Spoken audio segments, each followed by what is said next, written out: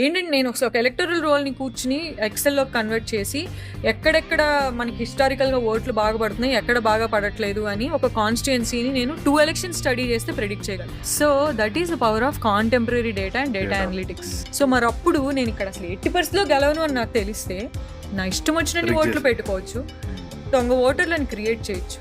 వాళ్ళకి election commission ఏమంటుందంటే దొంగ ఓట్లు ఉండుండొచ్చు, అందులో వాళ్ళందరూ వెళ్ళి ఓటేశారని గ్యారంటీ ఏంటి అంటుంది. అసలు ఎలక్షన్ కమిషన్ అలా అనొచ్చా? దొంగ ఓట్లు ఉండకూడదు అని కదా అనాలి. సాయంత్రం 5 నుండి అప్పటిదాకా 50% ఉన్న టర్న్ అవుట్, ఎలక్షన్ క్లోజ్ అయ్యేది 6 అప్పటికల్లా 70% అయిపోతుంది టర్న్ అవుట్. 20% మంది ఎలా ఓట్లేస్తారు గంటలో?